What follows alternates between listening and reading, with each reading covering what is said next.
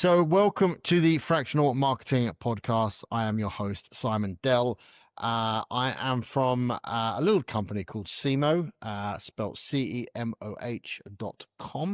If you want to find out more about us, just go to the website. It's very easy. But if you'd like to connect with me, I am on LinkedIn, obviously, and you can find me at simon@cemoh.com. We are Australia's largest fractional marketing network. Before I introduce my guest today, if you do enjoy what you hear today, whether you're actually listening to this live, whether that's working, we'll see about that in a minute, or if you're listening to us on the podcast through Apple or Spotify or one of the other channels, please see if you can spend 2 minutes and write us a nice review. That's pretty much all the pleasantries out of the way.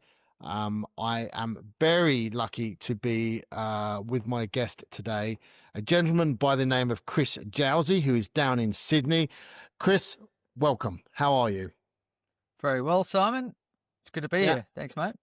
We started working with you probably a couple of years ago now, is it? Yeah, that's right. Yeah. And your background, we'll talk about that in a second, but you are perhaps one of the I was going to see if I can blow smoke up your backside there for a second. One of the leading fractional CMOs within our network. Very quickly, give us an overview about what you do in that role and the sort of people that you're doing it for. Yeah, sure. So yeah, I guess I've been in this kind of fractional space for the last 5 years. So I think it kind of started off as consulting, and then probably in the last 2 years, I think the whole fractional movement is kind of building up speed, and I think the kind of the position itself is kind of firming up, and so I think I've probably moved a little bit further to the fractional piece from consulting in that time. And so just to stop you there, what do you see as the difference? Because we've had that conversation with a couple of people before, is what's the difference between a fractional CMO and a marketing consultant? Yeah, I think probably the main difference is that consulting, if you're putting it on a scale of kind of in-house, external, I think consulting's probably further on the external path versus in-house. Whereas when as soon as you start the conversation around fractional and then obviously the client engagement itself, you're very much positioned as kind of part of the in-house team. I think in reality, you're kind of one step inside and one step out. But what that means is that kind of on a day-to-day basis, you're acting and living and breathing like another employee, with some outside perspective, as opposed to a consultant where you tend to always sit on the other side of the fence, and not as integrated. And then from a project point of view, consulting seems to be more kind of time-based. Yeah. It's not like you're going into the engagement without an end in mind. Yeah. Whereas fractional, you're very much going in with, look, this may on average be a two year thing that we're doing, but in reality, there's no specific end date. I think those two things were spot on. Is how I see it. Is a consultant. A consultant is there for a particular project or a particular problem, whereas I think fractional CMOs are looking a broader business growth, and ongoing. And I also, exactly as you said there, I feel the fractional CMO has a little bit more of a longevity to it. It's, you're there. I think you spot on. There's no real end date to a fractional CMO engagement. Yeah, and I think the mindset has to shift, I think, as whether you're a fractional or a consultant, because I think a lot of people that come from a full-time background, they may have come from agency or client side. I think in their mind, they're probably thinking consultant. But it is a bit of a mindset shift to say, okay, no, actually, this is kind of how a fractional engagement would work. Yeah. And that's kind of how you need to lead the conversations as well. And what sort of clients do you deal with? Do you sort of, you're focused on any particular industries or any particular problems? How do you sort of compartmentalize yourself there? Yeah, I mean, most of my background's in tech and e-commerce, and that's kind of where I landed or tended to kind of start my consulting and fractional business. But I think more so in the last couple of years, the fractional model itself, I think, lends itself well to any type of B2B business. And given there's kind of a large number of B2B businesses, I think, in that sweet spot in Australia that really benefit from a fractional. I've tended to work well in that space, and that's across multiple industries. It doesn't necessarily have to be in tech or SaaS, but manufacturing's another. But any kind of real B2B business, I think there's a lot of value in fractionals. And then obviously there's certain kind of B2C businesses, but they have to be at the right scale, I think, to really kind of benefit from a fractional, as opposed to, more a traditional kind of agency kind model. Is there a particular model that you operate on? Do you, is it monthly retainers, numbers of days per month? What's your preferred sort of engagement model? Yeah, so I did this exercise recently where I went back and kind of had a look at the engagements in the last kind of 5 years, and it was pretty much split 50-50 between kind of an ongoing retainer or kind of a daily rate model. Yeah. I don't have a preference either side for either. I think probably a retainer model probably suits more cases than not. But a daily model, particularly for where there's a lot of ambiguity involved around how the project's going to look, at least initially, it is kind of a safe bet for both sides as well. You mentioned in your notes for today that you had a number of struggles with sales and marketing early on. Talk me through that, because I think probably that's one of the big fears people have moving into this model, as you said, moving out of an agency or moving from a full-time role. Yeah, I think that, I've seen a few different people kind of explain the kind of path for a typical consultant, and I think I've probably taken that similar path, in the sense that the first kind of 6 to 12 months, you're leaning heavily on your immediate network and probably the immediate roles that you've had in the past. So you're reaching out to them, telling them what you're up to, and usually your first kind of 3 or 4 gigs will come from that. And then after that, then it's kind of, you're organically shifting your focus a little bit. You might be shifting industries, you might be shifting models or approaches. And at that stage, that's when you really need to start thinking about, well, okay, what does my own marketing look like? Because obviously you focus more so on everyone else's marketing than your own. And then from a sales point of view, I think that, this is probably where I struggled initially the most, is because, once you get busy, most marketers probably don't really want to be selling. No.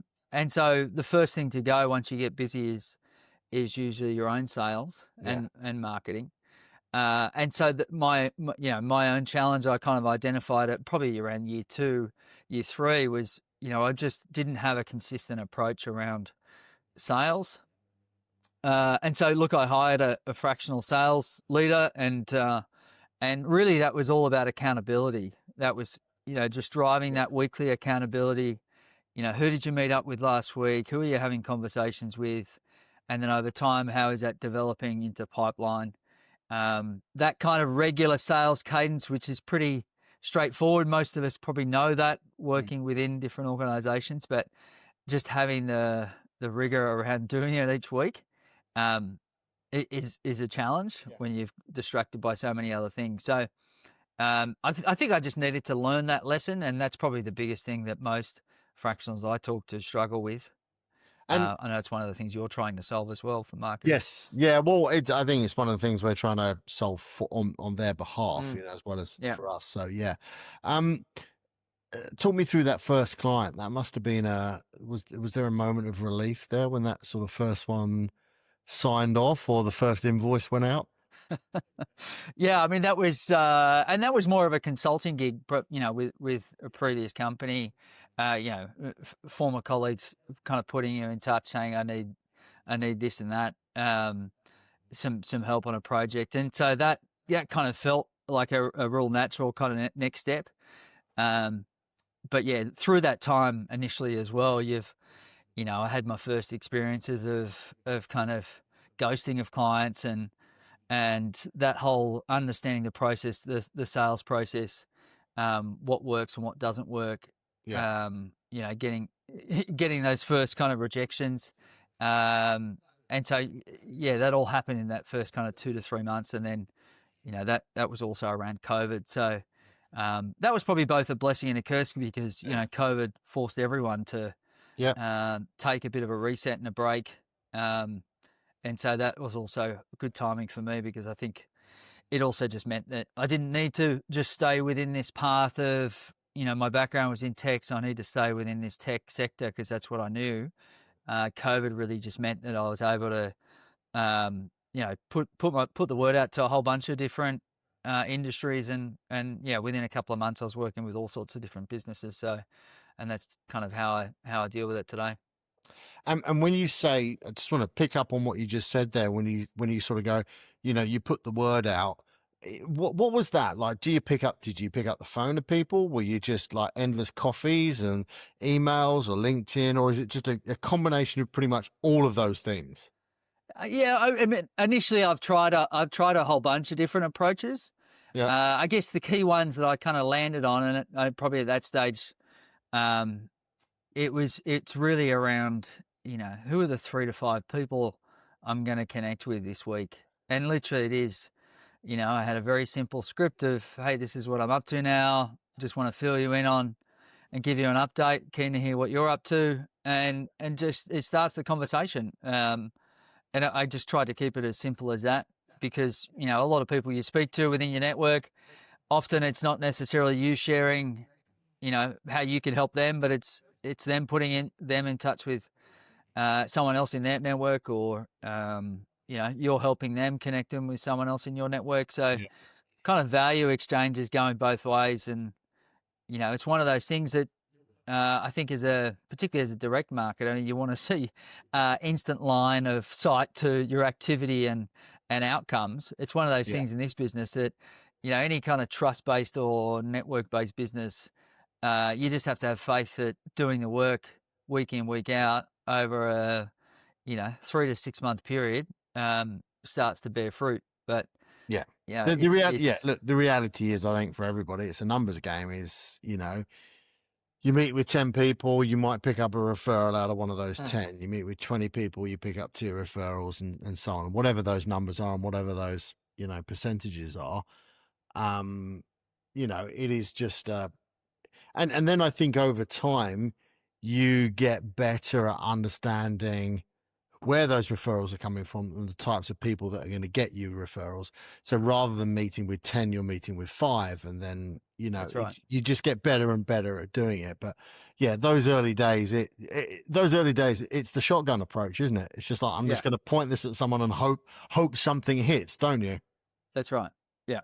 Yeah. And I think your own marketing is in a similar vein because you're not used to really kind of promoting yourself and your own value and worth. So you're trying different approaches there, whether it's kind of communicating on LinkedIn or writing content, or for me, it was getting stuck into some research. And that was an early exercise where, my initial marketing approach was, spending kind of 4 or 5 months on a deep research project, and then sharing that with prospective clients. And, Right. it was a lot of work, but, I got 1 or 2 clients out of that. So that was another approach as well. Let's talk about your approach when it's actually with the clients. You walk in day one. I mean, obviously throughout the whole process of talking to them, you've got some idea of what you're about to face. But what's your sort of process in those first 90 days when you're walking into, work with a client? Yeah, I mean, most clients, I'll typically be proposing a a strategy piece up front. Yeah. It's rare to start an engagement without some kind of strategy piece. Yep. And really, I kind of split that into two parts. One is kind of the business side of it, and then one's kind of developing the marketing strategy. And I think early on it helps at least just establish where the client's business is at. Yeah. Particularly as I want to have early conversations around what share your P&L with me. How do you make money, whether it's product, services? Yeah. Take me into detail around the margin.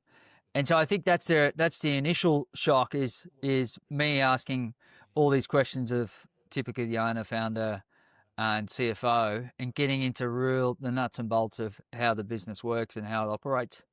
And then that typically tells you about where the business is at. Have they just gone through a strategic exercise? Because I think a lot of reason we get brought in is because they've typically just gone through either gone through a change in the business. It could be they've just they've brought on an external advisor who's taken them through a strategic piece of work, and they're looking to make a significant change. And someone said, look, maybe you should consider a fractional. Yeah. And so that works really well because obviously they've just gone through this whole strategic process. They understand the value in that. And it's also added some clarity around, well, where do they want to take the business? What are their sales goals? If they haven't done that piece of work, that's when it's a bit of a challenge to begin with, because before you're even having the marketing conversation, you're trying to force them to have clarity around, what is it they're trying to do? What are their goals? And if you're just getting blank, then you're up for a bit of a challenge ahead, because you can't start developing marketing strategies or tactics yet until you've at least got agreement over where the business wants to go and where it's heading, and what are your sales goals for the next 12 months. You mentioned there something else, and my next question was how far you look when you go in as a fractional CMO. How far beyond the marketing do you look? Because I think you mentioned earlier on about getting access to the P&L, which is something I always ask, so I can understand the general financial health of the business. But how far do you go beyond just the marketing? I'll typically get all the sales data and historicals for the past 2 years. And then try and just tie that back to where I'm hearing from the business around where they want to go. And so I just want to understand and get clarity around, okay, are the objectives you're giving me, are they achievable? Help me understand the historics about how you got there. So getting alignment on that up front is really helpful, because then obviously, we can go from there as far as kind of developing strategy. And then, one of the other outcomes is obviously aligning on budget. Did you get, sounds an obvious question, but were you familiar with a P&L before you started, this kind of role, or was that something you had to teach yourself as well? Yeah. I mean, I guess my background in e-commerce, being a GM of different business units, has just meant that, you had to really make your way around a P&L from a sales and marketing perspective. So having that background just meant that, any business I'm going into, I'm kind of just asking those business and sales questions up front before we even get into the marketing side. But I'd imagine, I'd imagine there is a lot of marketing people out there who don't have any financial P&L experience, and starting off on a fractional CMO journey. I would assume your advice would be to anyone starting off on that journey or early on in that journey is to make themselves familiar with how the finances of such a company might work, because that's going to, without a doubt, impact some of the decisions that you make as a marketing leader. Yeah, absolutely. Yeah, I mean, I think that's the step in anyone's kind of marketing journey. I think whether you're on the product side or whether you're getting into a marketing director role, a key part of it has to be really understanding how do you develop budgets and what's the impact on the business. getting good mates with the CFO at the organization you're with to really understand how what you're doing on the marketing side and how that impacts. Yeah. Because you've got to really preempt that before you start developing a budget. And there's no point walking into this stuff blind. And you just want to be a good partner to the rest of the business. So Yeah. having that clarity just means that you're not really running into issues from a finance or sales perspective because you're getting that clarity up front. There's a couple of key challenges I'm going to ask you about now that I see fractional CMOs run straight into when they go into some of these businesses. And we talked about the financial side of things, but one of the other ones that I see a lot of is there's almost a result. I call it the results now appeal from the business owner. So the business owner is going, hey, thanks very much. And you're trying to talk strategy, long-term, 90-day plans, 12-month plans, whatever. And they're like, no, but we want results now. How do you, they're expecting that kind of, that tap to switch on the moment you walk in the door. How do you sort of deal with that challenge? Yeah, I think there has to be a mix, and assuming we've done this piece of at least some piece of strategic work, and so you're getting alignment around where the business is going and what your current performance is, and then I think the strategy you're looking to develop has to have a component of long-term and short-term goals, and assuming that you've got a mix of those, and again you're trying to get alignment and agreement with the business as you're going through. You have to be able to set the expectation that, look, based on where you're at and the resources that you're willing to commit, these are the types of outcomes we should expect, both short-term and long-term. And then from a short-term perspective, I think that, again, has to have a mixture of, okay, well, this is something that, based on experience and for example, if you're going to execute a lead generation campaign or some kind of immediate, campaign that has a return, you're using real data, or at least benchmarks to be able to give you some solid expectations around return. And then depending on the appetite for risk, there's always kind of a testing component, which, it's all about setting expectations where this may generate a return, it may not. But again, you're both going into it with acknowledgement that part of this budget may or may not work. And we're looking at doing this over a period of time, where again, some things may or may not work. So I guess it's having that balance where you're trying to say up front, some of these things are going to work and some of them aren't. The longer term pieces are going to take time. It's going to be it might be 6 months before you start seeing an impact. I think there's a bit of naivety from marketers to not, to almost be shocked when the business is looking for quick wins or something like that. There has to be a balance. You have to be able to sit there and go, okay, well, there are some things that we can change, or there are some things that we can do quickly that may have some make some change that may make effect or may grow sales or whatever it is. To sit there and say, oh no, this is all a process and this is going to be 6 months, 12 months down the line. I know we would all like that leeway, but I think the reality of the business world is that, people want instant results. And I know it's hard to promise that, but sometimes I feel that we should at least try and understand that the side of, the other side of, the business owner's side of things. Yeah. Yeah. No, look, I think most businesses, there is a component where you should be able to get quick wins. You should be able to get some kind of immediate return.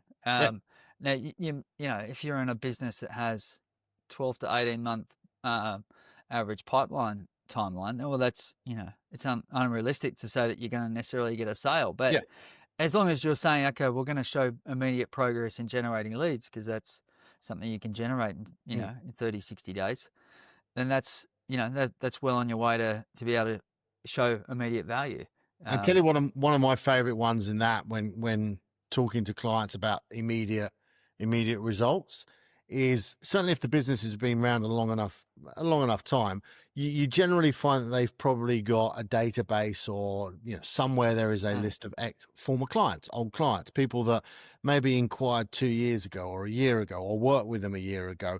I remember doing that for a company that did staging for real estate agents. They sold they rented out all the furniture, and and I'd said to him, how many of your customers on your database have not ordered from you in the last 12 months? And they pulled up a number. And I said, just pick up the phone and start calling them. Let's just start asking them, why haven't you ordered from us? Is there any jobs coming up? And just that sort of simple thing, you go, that's a quick win. And that'd be part of the long-term strategy, is building better relationships with these people, so that we don't have that lag of people that once order from us and don't order anymore. But just a simple thing as, hey, why don't we just pick up the phone and call the people that used to fucking buy from us and go, why do you buy from us anymore? Yeah.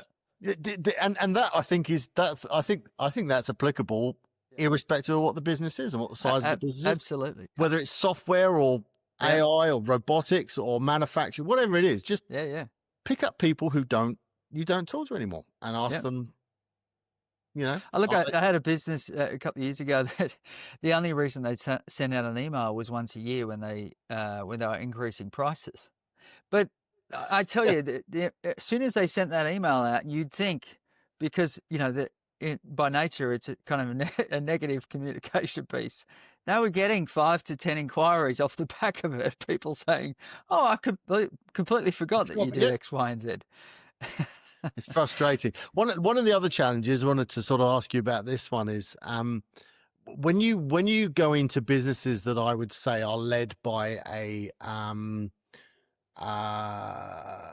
somebody who is skilled in the business that they're in, which kind of sounds a bit obvious, but you find that there's a lot of CEOs out there who are skill-based CEOs. They've come up through the ranks. They know their industry extremely well. They know what their business does extremely well, but they have no idea about sales or marketing or HR or all those kind of things. They're very good at what their knowledge is very much around what that business does. One of the things I see a lot of, and the challenges there for fractional CMOs, is that they're too busy. They're like, I don't have time to do this. That's why you're here. And the struggle then can be for the fractional CMO that a lot of the knowledge that you need is in their head, to make a decent marketing plan.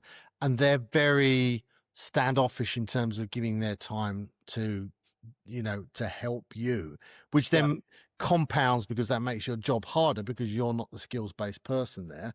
Do you see that a lot? I wouldn't say I see that a lot. I think most of the leaders have been pretty engaging. But yeah, you do come across the odd person that just doesn't have a lot of time. And I think in that scenario, it can be challenging in the sense that it's going to be difficult to make a lot of progress, because there's going to be gaps in your knowledge, but also just there has to be a level of accountability from the owner in the whole process. With marketing, it'd be the same as if you work full time and the CEO just wasn't engaged in marketing but was holding you accountable, because the ideal partner is someone that feels just as invested as you are in getting the results. And that has to be them providing a certain amount of time, and also just getting, agreement in the decisions you're making. I like the ones that want to learn, the ones that have recognized, they are self-aware about their failings in certain areas. And that might not just be marketing. As I said, it might be HR, might be sales, whatever it is, but they recognize their failings. And not only do they want to bring an expert in, like a fractional CMO, but they want to learn from that fractional CMO, not in a sense that they want to replace them but they want to understand where they have where they have not failed in the past, but where their gaps are, and upskill themselves so that they can then be more supportive of what you're trying to do. Yeah, and I think that's something where the real enjoyment is, particularly when you're working with someone like that's, say, from an engineering background. Yeah. They're very kind of detailed and process orientated. They may have one or two tactics in mind when you're starting, because I think a lot of businesses have got experience working with agencies, and so they're used to this kind of relationship where you've got a partner that executes, but not necessarily a strategic partner that always kind of questions their decisions.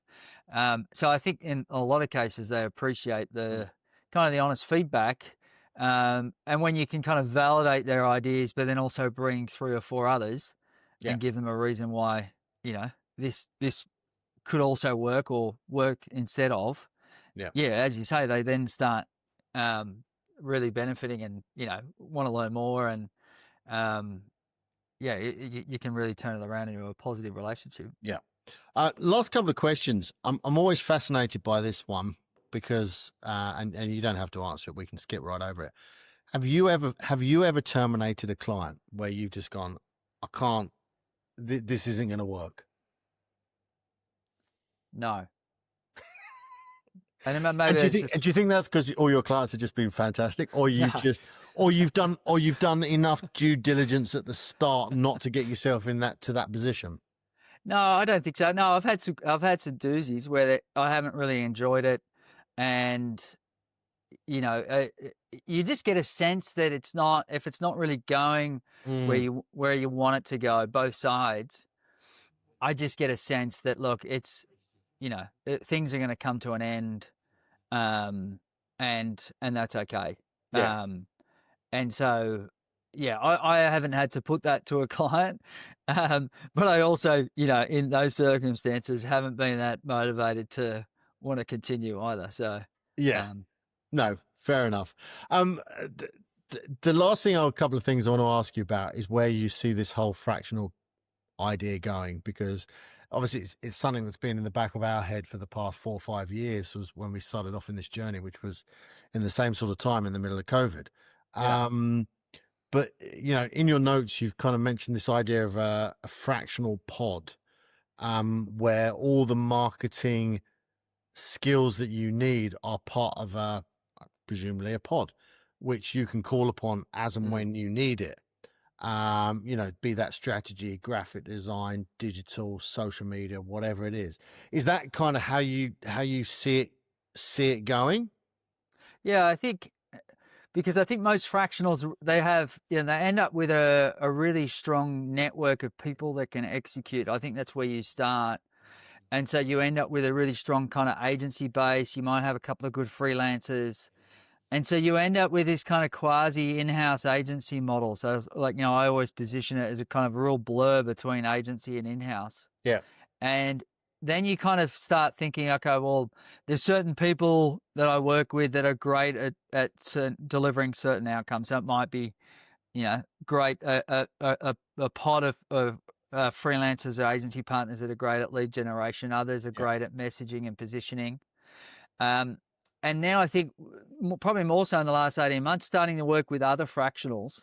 And I think for me, it started off being, well, okay, should I bring in other fractionals that I can then, who can then, be full-time, fractionals for other businesses. And like a consulting model. But I think where it kind of works best is having other fractionals that have certain skill sets that I don't, and pairing up on different programs, and different clients. And so you might have a fractional like I do, great relationships where one's better at kind of messaging and copywriting, and I might be better at data and analytics and performance. And so pairing up with other fractionals, in addition to freelancers, I just think it adds another dimension to a client, because you've got some redundancy built in if you want to go away on holiday, or if you need help with a particular project and you're not available. The client gets multiple heads at that strategy level, plus you've then got that team that can execute. Yeah. I just think that kind of approach is interesting, and I think it's where it could be headed. Last question then. Obviously everyone's talking about AI. Marketing is potentially one of those skills that is ripe for AI, and smart marketing people are already using it for many things. Do you have we reached peak disruption in the marketing space, or are we going to see more disruption? How do you kind of see this playing out? Yeah, I think it's because most fractionals are solo operators. They get, I think they get a much bigger bang for their buck with AI than marketing teams. Most marketing teams I speak to, particularly ones in bigger companies, are still struggling with things like governance, even just the the kind of the thought of you using AI instead of delivering the work. Just the kind of the typical kind of corporate issues that you find bringing in new technology. I just think a fractional can move so quickly, but also there's a huge benefit in just being able to kind of streamline how you do things. I'm saving hours in research and developing proposals and so many different parts of the business, while still working with a lot of great people on the freelancing side. So I think fractionals can evolve their own models really quickly. Then I think similar to how a lot of fractional marketers get brought in to help in things like marketing tech, and you get pulled into then being the expert across CRM and multiple different technology platforms.